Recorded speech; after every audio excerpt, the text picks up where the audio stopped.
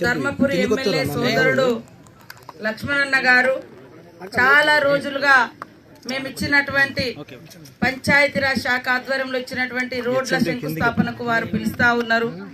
మరి busy schedule తోటి రాలేకపోయినప్పటికీ ఈ రోజు నేను వంశీ గారు ఆసిఫాబాద్ నుంచి ఇక్కడికి రావడం జరిగింది.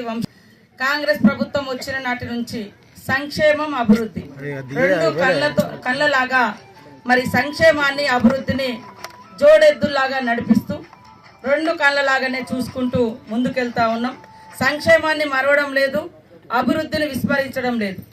రెండు కూడా మనిషికి కళ్ళు ఎంత అవసరం ఉంటే ఎంత స్పష్టంగా ఉంటుందో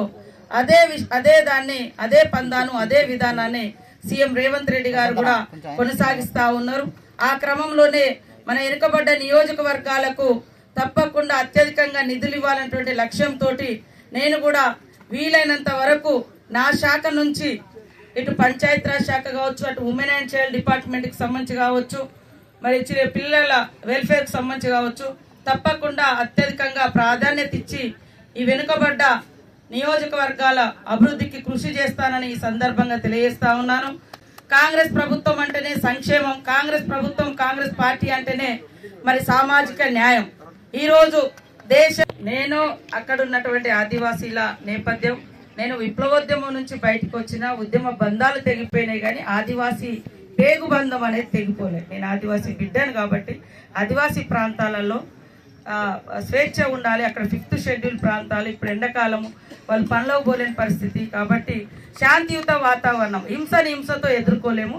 ఎలాంటి దాన్నైనా శాంతియుత వాతావరణంతో ఎదుర్కొంటాం. పోలీసు అధికారులు కూడా చాలా మంది ఆ గుట్టలలో ఇబ్బంది పడుతున్నటువంటి పరిస్థితిని కూడా చూస్తున్నాం. ఆదివాసులు కూడా ఇబ్బంది పడుతున్నారు. కాబట్టి ఎవరైనా రాజ్యాంగబద్ధంగా ఉన్నాం కాబట్టి తప్పు వ్యక్తులున్నా హింసను ప్రేరేపించే వాళ్ళన చట్టబద్ధంగా అరెస్టు చేయొచ్చు.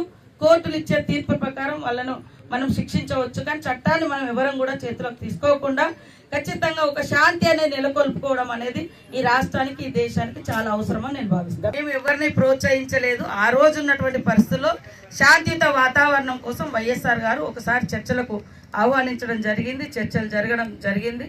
అనంతరం ఇలాంటిది మేము ఎక్కడా చేయలేదు. కాబట్టి ఏది ఏమైనా ఈ దేశంలో శాంతియుత వాతావరణం రావాలంటే, శాంతియుతమైన మనము నెలకొల్పాలంటే ప్రభుత్వం కూడా ఒక అడుగు ముందుకేసి భవిష్యత్తును దృష్టిలో పెట్టుకొని మా ట్రైబల్ ప్రాంతాల్లో శాంతియుత వాతావరణాన్ని నెలకొల్పే విధంగా ఫస్ట్ ప్రయారిటీ ఇవ్వాలని నేను కోరుకుంటున్నాను. మరిన్ని వీడియోస్ కోసం ఛానల్ ని సబ్స్క్రైబ్ చేయండి. లేటెస్ట్ అప్డేట్స్ కోసం వాట్సాప్ ఛానల్ ని ఫాలో అవ్వండి.